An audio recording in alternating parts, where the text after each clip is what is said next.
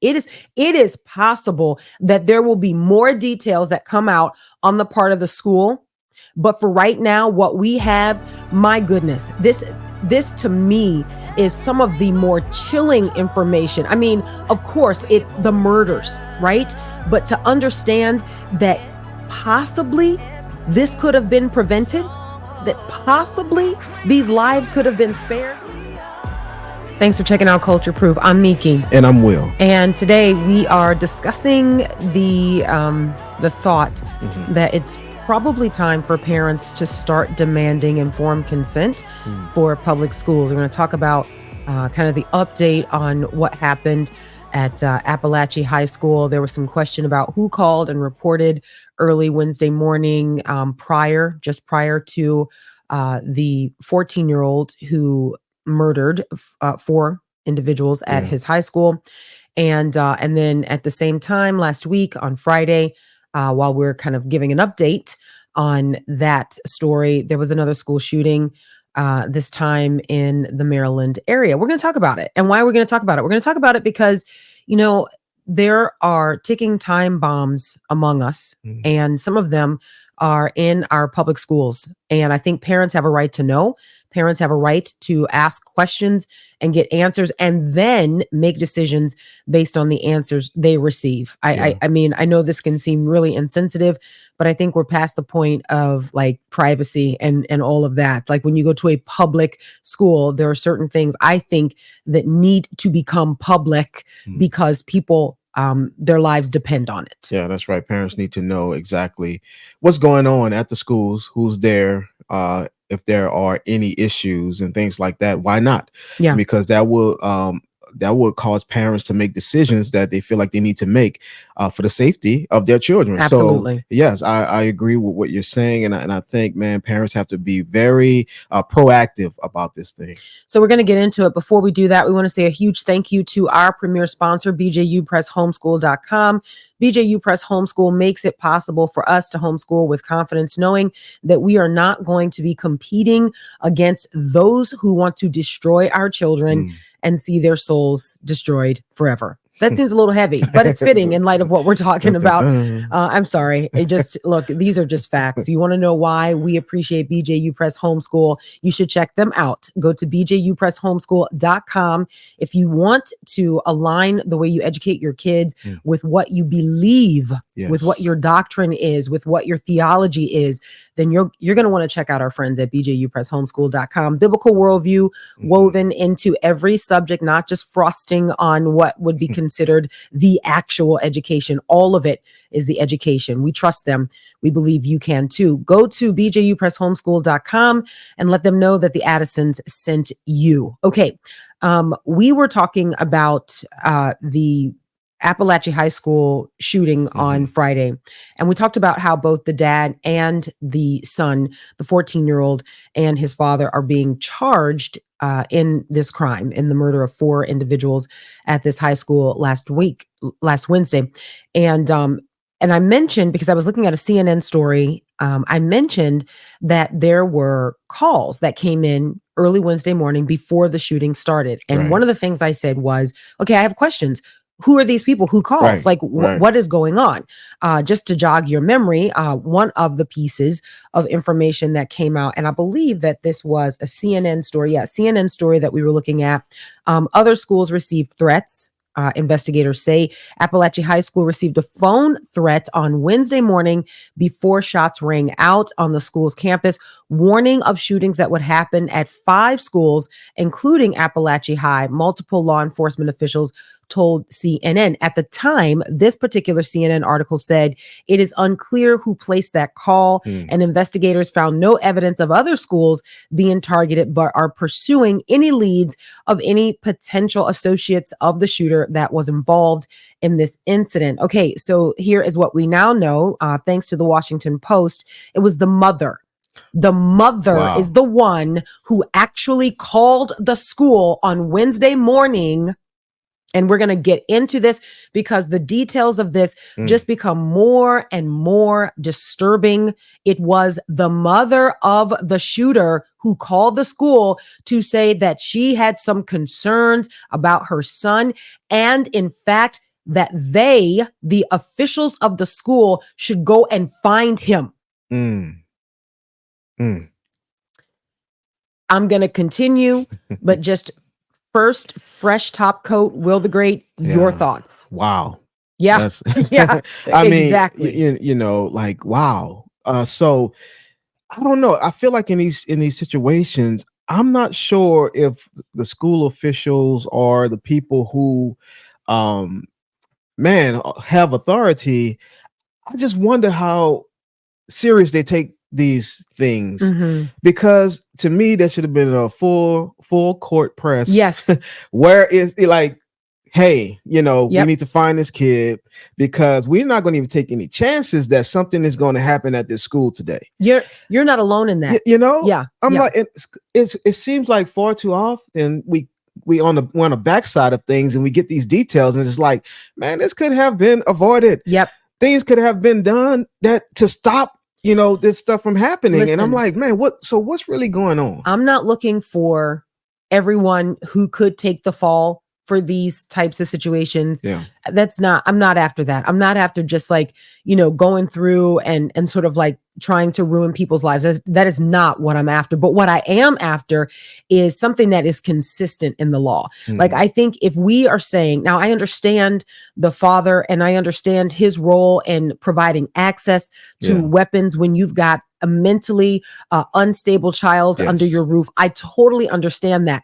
But when you've got a threat call that comes in and someone is saying, hey, listen, I'm concerned about my son's mental health, but more than that, and I'm going to turn to this Washington Post piece because it is incredible to read. More than that, you actually have the mother reaching out to the school and the grandmother reaching out to the school in the weeks prior to the shooting saying, hey, we're really concerned about Colin here. Like, there's some issues. There's suicide ideation. We're concerned about his mental health and requesting counseling for him. These are all of the details that are coming out. And these details are coming from the family. By the way, just so you know, the mother herself actually reached out to the Washington Post to confirm that she was the one who called the school. Let's go to the story. I mean, this just blows my mind, but it again is why I am making the case today on our podcast that parents need to begin demanding informed consent. You're on point. When you've got kids in your school who are ticking time bombs and the administrators know it. Yeah.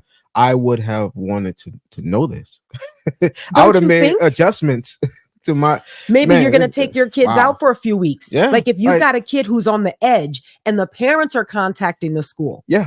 Maybe there's and I want to talk about what I know some of the pushback will be on this, the privacy and the protection of the kids. We got another article that we're going to look at because it was another shooting in Maryland. And so, yeah, you've got these things to consider. But here's what I'm saying. When you've got people who are demonstrating that they have the potential to be the perpetrators of a type of carnage that is going to take multiple lives, I'm sorry, your privacy versus the safety of the kids who are in this school. Yeah, no, I've got a major issue with that. I've got questions that need to be answered. And I think there are some demands that parents need to begin asserting. All right, here's the Washington Post article. I'm just going to kind of take my time with it. It's a little bit lengthy, but the details in this article are incredible. And if anybody's wanting to have an informed conversation about what happened at Appalachian High School, I think this is one of the pieces that you would do well to read or to be informed about, because it says a lot about this boy. It says a lot about his family, but I think it says even more about the school. So let's get into it. The mother of the suspected Appalachian High School gunman told family members that she called the school on the morning of the shooting and warned a counselor about an extreme emergency involving her 14-year-old son. That's according to text messages obtained by the Washington Post and an interview with a family member. That account is supported by a call log from the family's shared phone plan, which shows a 10-minute call from the mother's phone to the school starting at 9:50 a.m. That's about half an hour before witnesses said the gunman opened fire. But the details are even more chilling than that. Okay, quote, I was the one that notified the school counselor at the high school. Marcy Gray texted her sister following the shooting on September 4th. That's according to a screenshot of the exchange between the mother of the shooter, Marcy Gray, and her sister. Okay. She goes on. I told them it was an extreme emergency and for them to go immediately and find my son to check on him, end quote. Wow. So in case you're like, okay, wait, what happened? What happened was on the morning of the shooting, the mother called and spoke with a counselor for about 30 minutes. Come on. Or 10 minutes. For about 10 minutes, she spoke with a counselor. Yes, go ahead. No, I'm thinking, go ahead. This mom seems like she communicated with urgency. So to me, for the counselor, it should be code red. Like, all right, you would think that. Yeah, it should be like all hands on deck, right? Yeah. But wait until we get into the details of what they actually did and what actually happened. It is very chilling to think about how much didn't happen. And how little urgency there seemed to have been as a result. I don't know what that 10-minute phone call entailed. I don't know what kinds of details were exchanged with that counselor, but I do know that the mother had a strong sense that her son was about to put a bunch of people in danger. I don't know. That is just inexcusable for me. Maybe it is possible that there will be more details that come out on the part of the school. But for right now, what we have, my goodness, this to me is some of the more chilling information. I mean, of course, the murders, right? But to understand that possibly this could have been prevented, that possibly these lives could have been spared. All right, let me continue. A counselor told Gray during the call that her son had been talking about a school shooting that morning, according to Gray's sister, a woman by the name of Annie Brown, who described family discussions of the events to the Post. So again, if you're tracking here, okay, so you've got the mom who calls the counselor, and then the counselor shares that her son had been talking about a school shooting that morning. I don't understand. I don't understand. So the mom alerts the school and the school confirms, yeah, your son was talking about a school shooting earlier that morning. Okay, back to this piece. Around the same time, a school administrator went to the son's math classroom. Now, this information now is according to another student who was in the math class that morning when the administrator arrived at the class, okay, or arrived to the class. So this is a girl by the name of Layla Sayareth. Okay, Layla Sayareth. I'm hoping I'm saying her name correctly. Anyway, Sayareth said there seemed to be confusion, and this is just eerie to me. Very eerie to me. This student said there seemed to be confusion involving another student in the class with a similar name to Colin Gray's. Okay, neither student was in the room. And the official then left with the backpack belonging to the other student, not the suspect, okay, belonging to the other student. And then the shooting began minutes later. So again, you've got the administrator who goes to the math classroom and is looking for Colin Gray, or looking for Colt Gray. I'm sorry, looking for Colt. Colin is the dad. Yes. Looking for Colt Gray. And when the counselor or the administrator gets there, Colt Gray is not in the classroom, but neither is another student who has a similar name. Okay.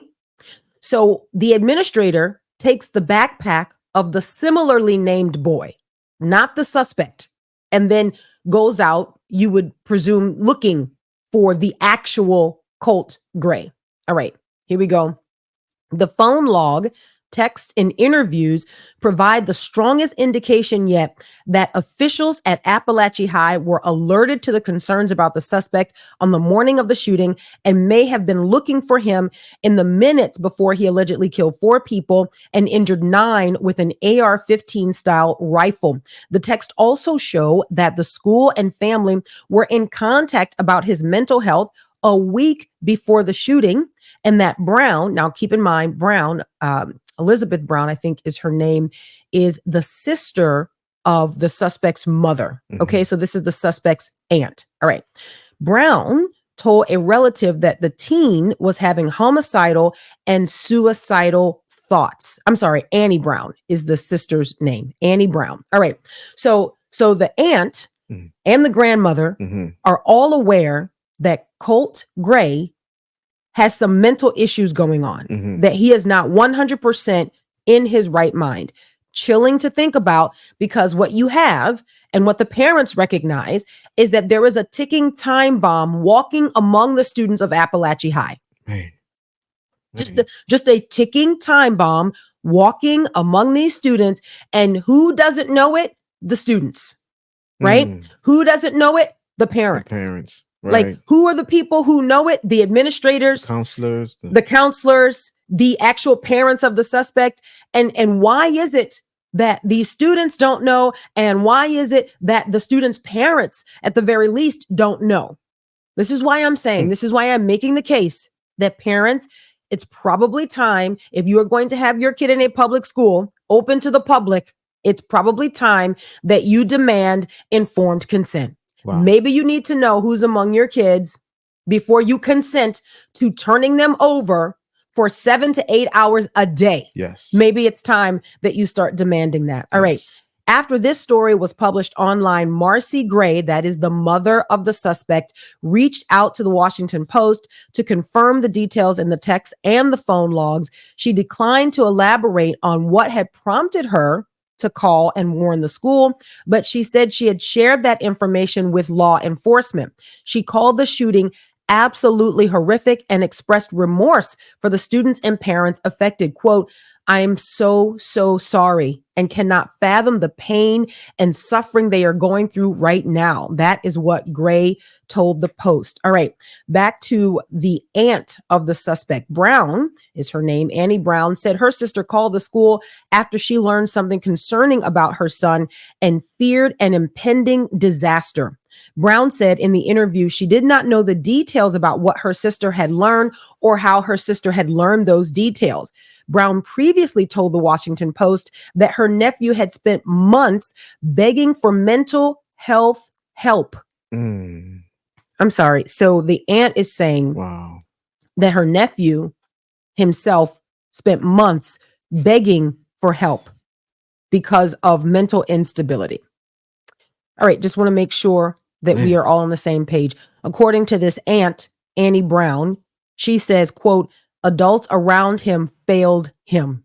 Mm. His struggles were complicated by a difficult home life." This is according to the aunt. And then the Washington Post goes into the details, which I think are important, that he had a truly difficult home life. The mother being drug addicted and there being an abusive environment between the mother and the father, and even the son himself at times being physically and verbally abused, bouncing from home to home. All of these things are like the profiles of those who can really snap at any second. At any second. But what is the difference? And I think these are the questions that we need to ask, because listen, there are so many people among us who come from broken families, Right. who have obstacles that they've got to overcome.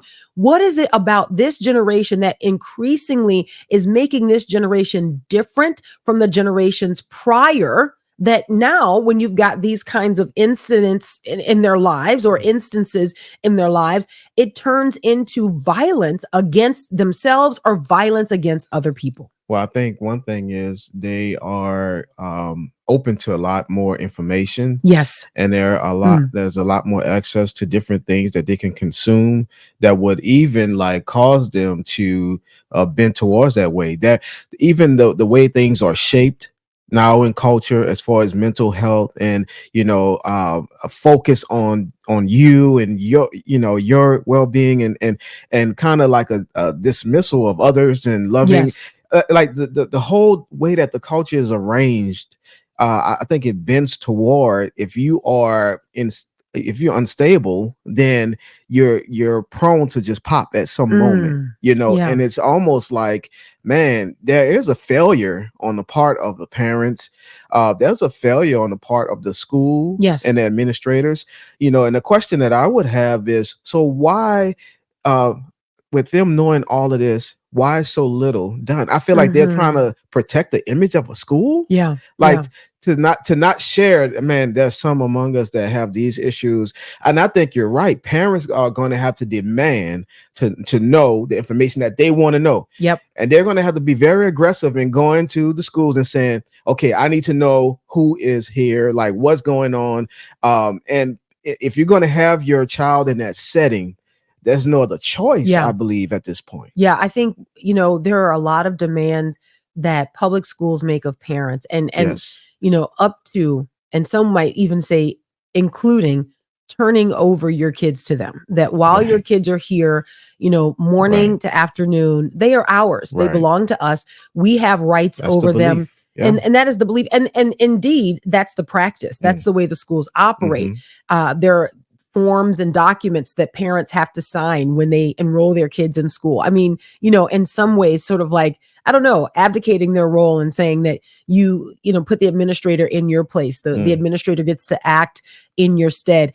I think there needs to be some turning around of documents. You're going to pass me a document to sign, and here, I'm going to pass you one.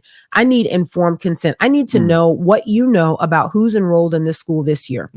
I need to know what you know about the kids who are moving up to the next grade levels, who've been in the school for a couple years. Like, I need to know, do they have police records? And I'm going to tell you why that's important when we look at Joppatown. Like, these are the kinds of things that I think parents are going to have to cause a ruckus around. If you want to make the claim that your kids are okay in the public education system that we have in this country, if you want to make the claim that your kids are mostly safe, then you also better start demanding informed consent. You know what? I cannot send my kid to an environment that I cannot 100% vouch for. That is a risk that you are undertaking. All right. Back to this Washington Post article. The week before the shooting, the teen's grandmother, I mean, wow. Okay. It's like a family affair here. The teen's grandmother, Deborah Polhamus, had met with a school counselor to request help for him. Guys, I mean, man. So you've got the aunt, the mom, and the grandmother all sounding the alarm that this kid was showing. Okay, do you know how glaring the mental issues have to be for that many people in a family to agree? So what we are talking about is a public confession of like a type of intervention. This is a family intervention that they're like, okay, something's wrong with Colt. This is a problem because, with all of this information given to the school, I feel like the school didn't do. It's a failure. Like, it should not have happened. Like with grandmother, mother, aunt. Like, there's no way that I feel like that it should have happened because and what I'm thinking is that they took it lightly, or they figured they had it under control. They were going to try to do something. I don't know, but I think the school has to answer some questions. Yeah, I think it may be the latter of what you're saying. I would not, and this is just my thought, and this is me wanting to be generous, right? Wanting to think the best, that there are people who would not willingly put or willfully put children in danger. I don't think they would have dismissed it. This is my thought, my opinion. I don't think the schools would have just been like, meh, but what I do think is that they believed, well, we know what we're doing. Well, we have our protocol, we have our procedures. And the second thing that you said, we've got everything under control. Yeah. And that's what I thought about. I mean, these schools do have SEL counselors and ways that they feel like they're going to deal with issues like this. But I would just challenge that does not work. Like the way that I feel like you have to be way more aggressive when you know all this information. You can't just settle into your SEL training. Like there has to be some, okay, look guys, 3 different people. Like we got, look, code red. And I think that's the thing that often gets overlooked, that sometimes, you got to just blow through all of that protocol. And you got to say, look, we've got an emergency and we've got hundreds of kids here whose lives are in danger. All right, back to this. Here we go. So you've got the grandmother who a week before met with a counselor to request help for this suspect here. And then the grandmother, in a follow-up text message to the aunt, said, quote, "He starts with the therapist tomorrow. So it seems like the grandmother was following up. They recognized that he is mentally unstable. They were taking the steps to get him help. My point is this, all the while this is happening, he's still sitting like a bomb in school. Okay. All the while this is happening, like, why not do sort of like let's do a specialized kind of like education for him right now. Like, let's get him into a safe space where we don't have to worry about, like, let's get him back to mental health and see if we can put him back in with, like, excuse this, but the general population. I mean, I just don't understand why we're not taking those kinds of measures. All right. The Washington Post continues.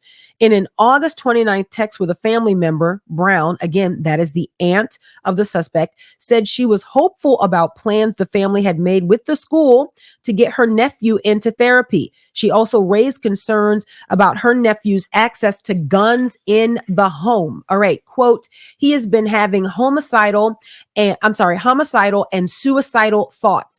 He shouldn't have a gun. And he should have been in therapy months ago. That's what Brown wrote. She wrote that she had previously tried to get him into therapy without success. So this is the sister saying there are guns that surround him.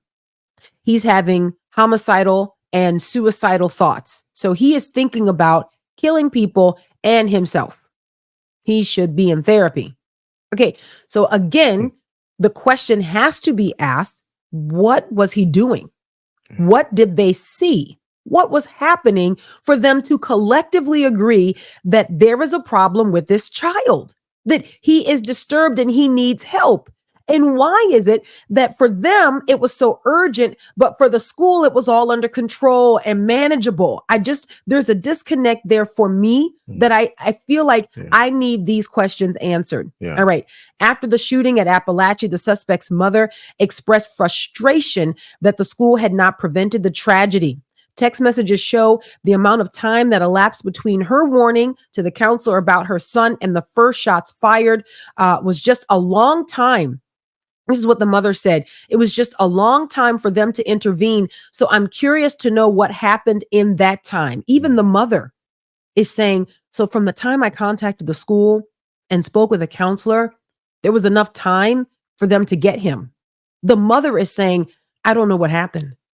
I don't know where the breakdown actually is or where the breakdown comes in. All right. So now here again, and I want to give just a little bit of a warning. Sometimes describing this, can be a little bit chilling, a little bit disturbing for people. So I just want to warn you, because there is a 16-year-old who was a classmate in the same algebra class where she saw the administrator come to the class and she gives her report of what happened. It's a little bit disturbing, especially when you think that this was in some way, maybe even in the smallest way, preventable. But I think it's important. I think it's important to the conversation. So the 16-year-old, the girl whose last name is Sayarath, she spoke with CNN about her experience, and she told the Washington Post that she was in her second period algebra class shortly after 10 a.m. on Wednesday morning. Now listen to this. When an administrator came looking not for Colt Gray, Sarayath's seat neighbor, but for another student who sat nearby and had a similar name. So the administrator shows up, but the administrator is looking not for the suspect. The administrator is looking for the wrong person. Right. So there's confusion. Man, okay. There's confusion about who's who in the school or who's whom. Okay. There's confusion. Because there's so many students and we don't know who we're really talking about. We can't be expected to know these students, I mean, Kelt Gray, like, I mean, who is he? Who are we looking for? But the administrator goes to the classroom and doesn't really know the student that is actually being sought at the time. The student that was being sought had gone to the bathroom. So this is the student who was not the suspect, just so you know, had gone to the bathroom. The algebra teacher told this to the administrator. This is according to the 16-year-old girl who gave her testimony, eyewitness testimony. The student's red and black backpack was still in the classroom, and the administrator took it with her and she left. So again, this is the backpack, not of the suspect, Right. but of the student who Right. is not the suspect. Can you see how Man. I don't know. I don't know what you do with it, but I didn't lose a child in this carnage. But there's a feeling that I have of like, my goodness, I don't like to just throw around, inept, but like, Right. what is going on? We don't know who the students are. We show up, and then we're confiscating a backpack that doesn't even belong to the suspect. Like we're all over the place. It seems like with the history of the knowledge that was given to the school, all the teachers and administrators and everybody should have known. They should have known to watch for exactly him. who this person was. Like it seems like that shouldn't, even if they had someone with a similar name. Yes. Like because of all the background and what they knew, it seemed like everyone should have been on high alert about this child and knew exactly who he was. So, there's no excuse there.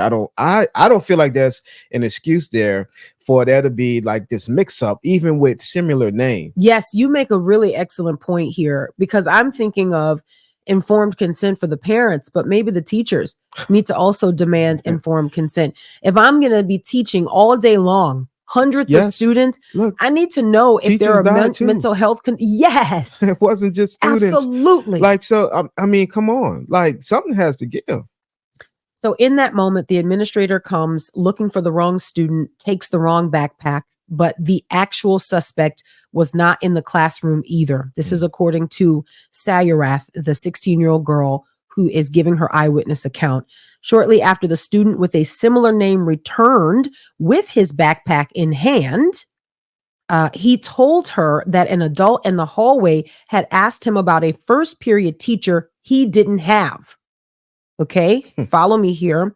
And that he believed that the adult may have been looking for Colt Gray. So the student comes back with his backpack. Obviously, he ran into the administrator. The administrator asked him a question about his first period class. And he's like, oh, I don't take that class. Oh, so you're not the one I'm looking for. Wow. Not long afterward, a voice came over the intercom asking the teacher to check her email. This is according to Sayurath, the 16-year-old girl giving her account. The teacher walked to her computer, then continued going over algebra problems. Moments later, Colt Gray, the suspect, approached the classroom, and the teacher said up to the intercom, "Oh, he's here." Another student was about to open the door to let him inside, but then noticed he had a gun and stepped back in alarm. This is according to eyewitness account. The door was locked and the armed teen could not get into the classroom. Sayurath heard the first shots just seconds later. Now, why do I share all of that? Because not often do we immediately kind of get a peek inside, to understand not just what happened. Sometimes you'll have CCTV where you can kind of see what happened and you're kind of piecing it together, and then you'll get the commentary from the law enforcement officials. But to have this teenager, 16 years old, she was in second period algebra, to talk about the confusion that transpired. And then you couple that with the mom and the aunt and the grandmother all talking about, no, Colt's got some problems and we're really trying to get him help. This is why I am saying we need informed consent. If you are going to send your kid to a public school, you need to demand informed consent. If you are going to teach in a public school, you need to demand informed consent. You don't know what ticking time bomb is sitting in the desk across from you. You have the right to know. Yeah. Can you imagine if the teacher had been alerted to the fact that, hey, listen, Mrs. Smith, we just want to let you know that you've got a student here that we are beginning some intense therapy with. The parents and the grandparents are concerned because he's having some homicidal thoughts. And also there's some suicide ideation happening. We want you to watch for any signs that would, cause you concern, and then maybe take some steps to alert us. Maybe. Yeah, that would have been great. But the thing is, So if I'm a teacher and you're telling me that, Yeah. I'm like, so administrator, what are we gonna do? Like, I don't feel comfortable just teaching Standing while up in front of the blackboard. exactly. Or the, Like, whatever they can we use give today. him a leave, Yeah. like to go learn somewhere? Like you said earlier, like as a teacher, I would be like, wait, what? Like, Yeah. okay, so what's the plan here? Yeah. So What the are we plan gonna is do? just I'm gonna continue to teach, and he's there, and I just need to watch to see maybe if he tries something. Like, what? No. So you become a sitting duck. Yeah. And because we are so sensitive, for all the wrong reasons, like we're so sensitive to all the things that we should be on high alert. We've been taught not to think. We've been taught not to assess. They used to say to us, if you see something, say something. But now they say, if you see something, make sure it's what you actually saw, because maybe you didn't see that. So like, if you're going to say something, make sure it's something you actually saw, because, maybe you didn't actually see that. Right. So this is why I am saying parents need to demand informed consent. Here's the other story out of Baltimore. A 16-year-old boy was arrested and charged in the fatal shooting of a 15-year-old boy at Joppatown High School on Friday. While we're giving an update on what happened in Georgia, here we are in Maryland, where you've got another school shooting resulting in the death of a student. Harford County Sheriff Jeffrey Gawler said in a press conference Friday that the 16-year-old student allegedly shot a 15-year-old during a fight inside a men's bathroom just after 12:30 p.m. Witnesses of the crime said that both boys were arguing before the 16-year-old pulled a gun out of his backpack and shot 15-year-old Warren Grant. The 16-year-old is being charged as an adult with first and second degree murder, first and second degree assault, use of a firearm, and the commission of a felony crime of violence, and possession of a firearm as a minor. Grant was found suffering from a single gunshot wound and was tended to by school nurses, staff, and students. Okay. He was taken by helicopter to Johns Hopkins Bayview Medical Center, where he was pronounced dead. After the shooting, the 16-year-old boy fled the school and was found in a nearby neighborhood after residents of the neighborhood called 911 to report a suspicious person trying to break into a home. Around 12:52 p.m., he was taken into custody without incident. Let me just say this before I bat this over to you, Will the Great, because I thought the details of this story were incredibly upsetting. The sheriff's department stated that this person, this 16-year-old, was a suspect or the victim in several other incidents in the last 2 years, at least 10. The department stated that this suspect had 10 prior contacts with the police over the past 2 years. Why am I saying that? Because he was enrolled in that school. Why didn't the parents know that you've got a kid who's had several run-ins with the police over the last 2 years, at least 10? I mean, this is not you took a pack of gum from the local TG&Y throwback. This is you've had several run-ins with law enforcement. If I'm a parent, I need to know that. I need to know if we've got a person that's in our school that has the potential toward violence, that has the potential toward villainy. I need to know that. And the teachers need to know that. The teachers need to know. He was in school with a gun. The parents need to know. But, one thing that's going to really throw like a wrench into all of this, if parents, which they should, demand, to know what's happening and who is there. In some of our schools, in some of these schools, you're going to have multiple people that's going to be reported on, because there's a huge problem amongst that age group of, high schoolers and junior high, that they're committing a lot of the crimes in communities. So that's true. That's going to be, it may highlight more, the problems that's happening, in the homes and in the schools, because if you start asking for this, there's going to be multiple students who, if you're talking about prone to violence and different things like that, I think that's going to be a big list. So then parents are going to have to say, okay, what do I need to do? Yeah. That's it.